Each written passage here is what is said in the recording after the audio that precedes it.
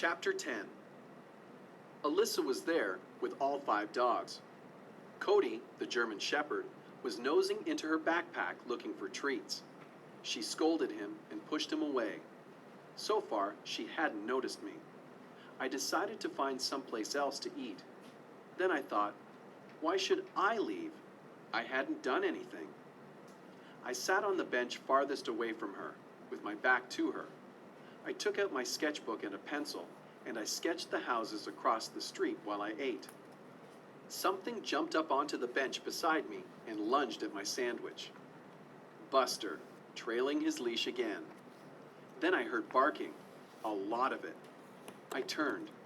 Alyssa was standing there, straining to keep a grip on 4 leashes while she bent down to grab the leash Buster was trailing. I ducked down and retrieved it for her. She didn't say a word when I handed it to her. "You're welcome," I said sarcastically. Her cheeks turned pink. Buster leaped up onto the bench again. This time he got hold of my sandwich. I was so surprised that I dropped my sketchbook.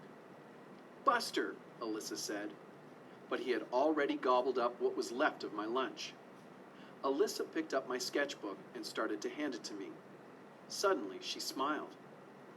"This looks like Buster," she said, looking at the picture I had drawn the night before. "It is. Did you draw it?" I nodded. "It's really good," she said. "Thanks." She handed the sketchbook to me, but she didn't walk away. Instead, she stood there, looking at me.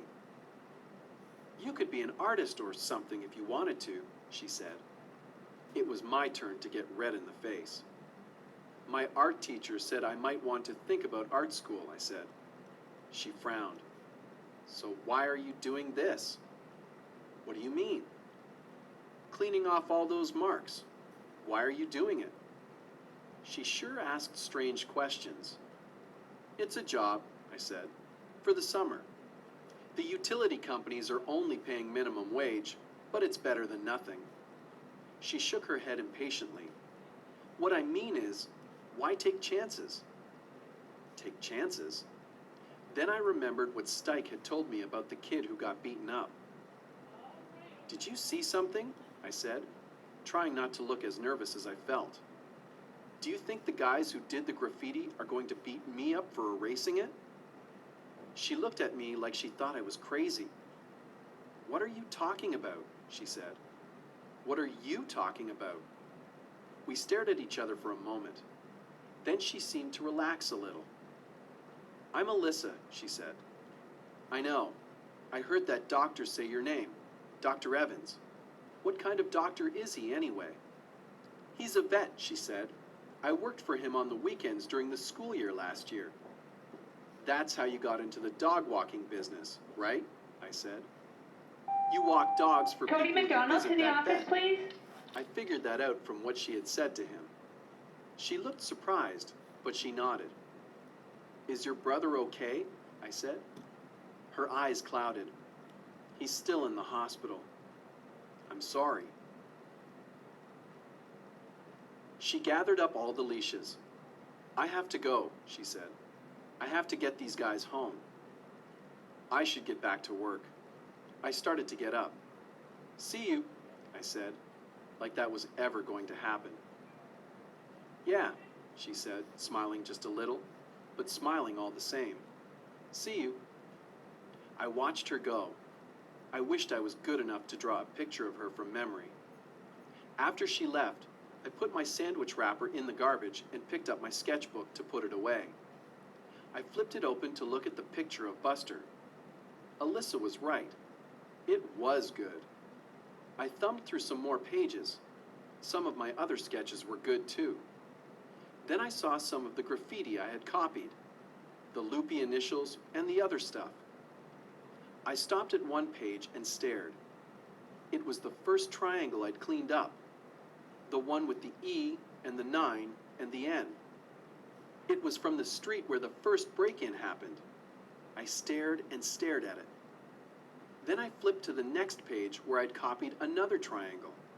I stared at that too. I jumped on my bike and raced back to the most recent crime scene. I stared at the last triangle I had copied down and counted the houses on the street. My mouth was hanging open. What were the chances? I thought. Then I saw someone come out of the house. It was the woman who had accused me of being involved in the break-in. I got on my bike and got out of there, fast. I headed back to the park where I'd had lunch so that I could think. I sat on the same bench and flipped through my sketchbook. I looked at all 3 triangles. "Hey," someone said behind me. I turned. It was Alyssa. She had only 2 dogs with her now, Buster and Cody, the German Shepherd. "Hey," I said. "I thought you said you were going back to work."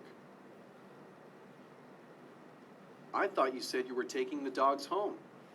"I am," she said. "I have 1 to go." She looked down at my sketchbook. Her smile faded. "What are you doing?" she said. I had been sitting there wondering who to tell. The cops? Would they believe me or would they think I'd been involved? Ray? What would he think? I knew my mom would listen to me. She would believe me. But what about a regular person? What would a regular person think? "You know the areas where I've been working?" I said. "There's been a bunch of break-ins. At the house where the people were on vacation, at the house of an old lady who's practically deaf, and at a third house that has security company stickers but doesn't really have an alarm system." I had been thinking about it and thinking about it. I think that whoever broke into those houses knew what they were doing. "What do you mean?" Alyssa said. "I think they knew that family was away, and that the old lady was deaf. If she hadn't got up to get a glass of water, she would never have been hurt." "What are you saying, Colin?" "I think someone marked those houses," I said. "Marked them?" "Maybe someone who knows the people who live around there left marks to tip off the thieves." She shrugged out of her backpack and sank down onto the bench beside me. "What are you talking about?" I flipped to the first triangle and showed it to her. She frowned. "This was on a utility pole near the first house that was robbed," I said.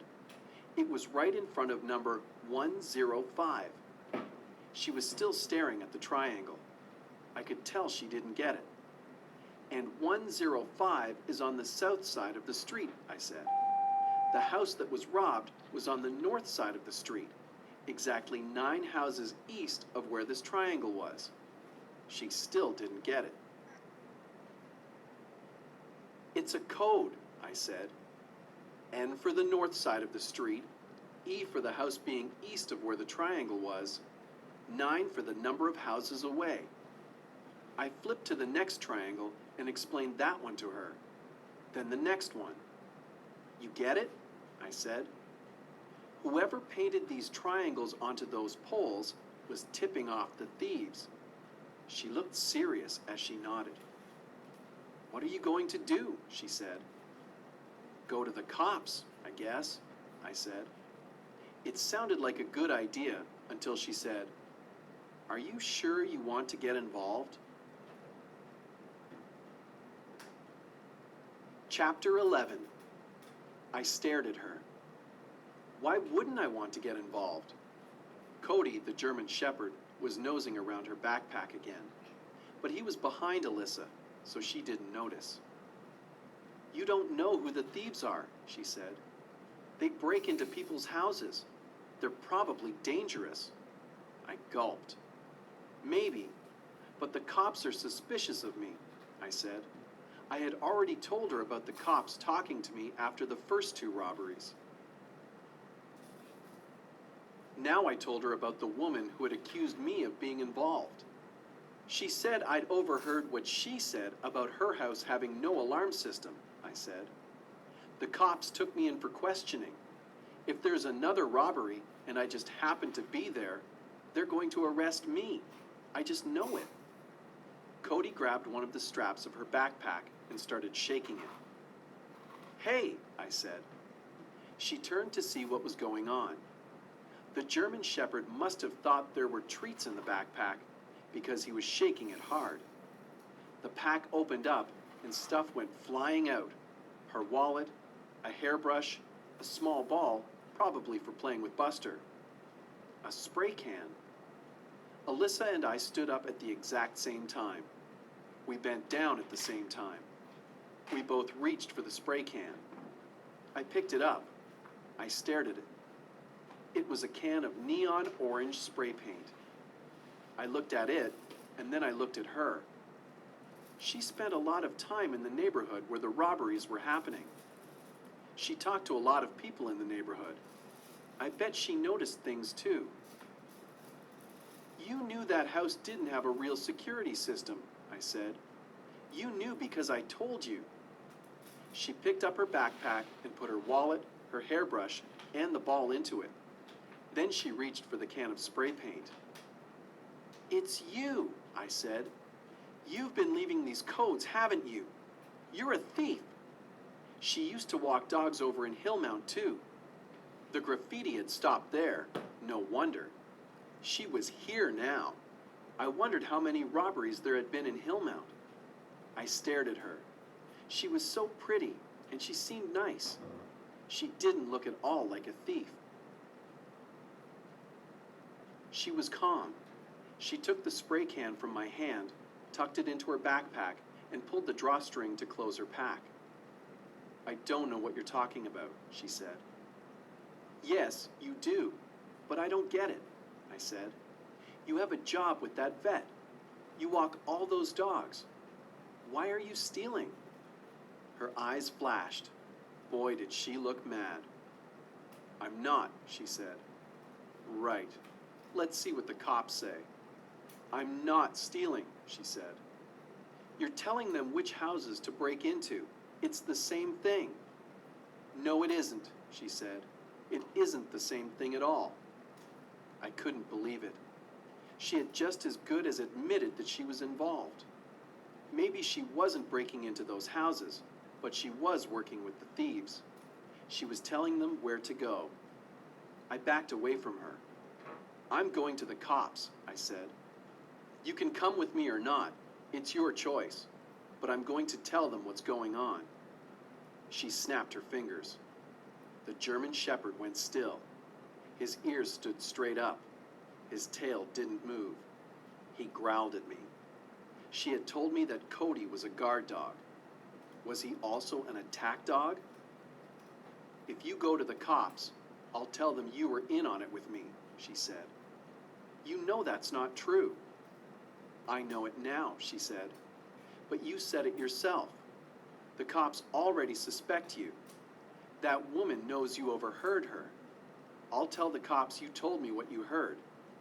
And you're always there, first thing, getting rid of the marks, getting rid of the evidence. If that doesn't make it look like you're involved, I don't know what does. I couldn't believe what was happening. She could make big trouble for me. I reminded myself, again, that I hadn't done anything wrong. I turned to leave. I heard her fingers snap again. Cody growled at me. Then he lunged in front of me, blocking my way. I don't want to mess you up, she said, but I'm not kidding. If you go to the cops, I'll make sure you end up in trouble too. That's a promise. I turned slowly. Why are you doing this? I said. She bit her lip. Finally, she said, It's my brother. Chapter 12. Your brother is a thief? I said. Her eyes flashed again. I think she wanted to punch me, even though she was a girl and I was a lot bigger than her. My brother made a mistake, that's all, she said. He did something stupid. He trusted the wrong person. Now he's in prison. I thought he was in the hospital. He's in a prison hospital, she said, her voice bitter. My brother isn't tough. He isn't bad. He's gentle. He wanted to be a social worker, only now he's in prison. It's awful in there, especially if you're like my brother. There are guys in there that bully you. They won't leave you alone unless you pay them, and my brother doesn't have any money. Is that what this is all about? I said. You're stealing stuff so that your brother won't get bullied? I'm not stealing anything, she said again. But you're helping them. I wanted to stop. I told my brother I wasn't going to do it anymore. That's when they beat him up. Oh. Is that why he's in the hospital? She nodded. If I go to the cops, they'll hurt him. If you go to the cops and tell them what's going on, they'll protect him. She was shaking her head before I finished talking. They'll blame my brother. They'll say he's the one behind it. But you just said, you don't get it, she said. He's the one who told me what to do. Your brother? I only ever spoke to him. He told me what they wanted me to do. He said if I went to the cops, they would say he was calling the shots. He'll never get out of prison. So you find places and you leave those marks to tell them which house. She nodded. But there are so many streets, I said. What do they do? Drive around the neighborhood looking for marks? I leave a sign somewhere else to tell them which street, she said. Where? There's this box, she said. She didn't need to say any more. I knew which box she was talking about. The utility control box. I leave a sign there, and the next day I leave another one on whatever street it is to tell them which house. I do a lot of other tags too, so it looks like there are a lot of kids tagging. And I'm always there first thing after the robbery cleaning up the evidence, I said. I call this graffiti hotline, she said. Yeah, well, lucky for them that your marks are always first on my job list, I said. She gave me a look. You think that's a coincidence? What did she mean by that? Oh. If they even suspect I talked to the cops, they'll say my brother is the ringleader, she said. And he won't give anyone up. No way. They'd kill him. There's no way out. I didn't know what to say, but I did know that what she was doing was wrong. I took a step backward. The German Shepherd growled at me. I looked at Alyssa. Was she going to snap her fingers? Or did she have a different signal to get Cody to attack? Chapter 13. She raised her hand. What would happen if I ran? I looked at the big German Shepherd. Then I turned to Alyssa. It's all a mistake, she said. My brother never should have gotten arrested. He was just helping a guy he knew move some stuff. It turned out that the stuff was stolen. My brother didn't know. Then the guy, his so-called friend, blamed my brother when he got caught. So he told the cops my brother was in on it. Then, once he was in prison, some other guys started giving him a hard time. I don't want anything bad to happen to him. I want him to get out in one piece. I believed her. If I had a brother and he was in a jam like that, I'd want to help him. But that didn't make what she was doing right. You said it yourself, Alyssa, I said. These guys are dangerous. They break into people's houses. They beat up your brother. You have to go to the cops. She shook her head. No way. I glanced at Cody again. He still looked like he was ready to attack me. My mind raced. How was I going to get out of this? 2 little kids ran past us on their way to the swings and slides. 2 more little kids chased after them. A couple of women pushing strollers followed them. Alyssa looked at them. She called Buster, picked up his leash, and then she stood there for a moment, both leashes in her hand. I meant what I said, Colin, she said. If you tell, you'll be sorry. He's my brother. What choice do I have? She turned and walked out of the park. I didn't know what to do. What if Alyssa told the guys she was helping that I had figured out what they were doing? What if they came looking for me? What if they beat me up? I thought of telling my mom what had happened, but she would just make me go to the police and tell them about Alyssa. What if Alyssa carried out her threat? What if she told them that I was in on it? Then I had another idea. Dave Marsh was surprised when I turned up at his office. "How's the job going, Colin?" he said. "Is everything okay?" "Not exactly," I said. I took a deep breath and told him all about the markings on the utility control box and the utility poles. I showed him my sketchbook. I told him about the graffiti hotline and how the first jobs on my worksheet were always the places that had the special markings on them. I didn't tell him Alyssa's name, not at first, but I did tell him that the person who was marking the houses had been forced into it and that the person was scared. Dave Marsh leaned back in his chair. His face was more serious than I had ever seen it. I couldn't tell whether he believed me or not. Finally, he said, "You want to help this person, is that it, Colin?" I nodded. "I have an idea," I said, "but I don't know if it's any good." He didn't interrupt me while I explained.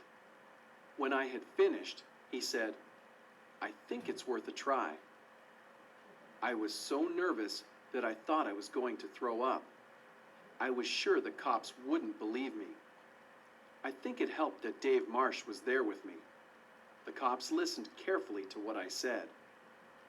Finally, they said, "What about the girl? Do you think she will go along with it?" That was the biggest problem. I didn't know what Alyssa would do. "She's just trying to help her brother," I said. I didn't find out what happened until after it was over. The way I heard it later, one night Alyssa put a neon pink code on the utility control box to tell the thieves which street to go to next. Right after that, she did what she always did. She called the graffiti hotline.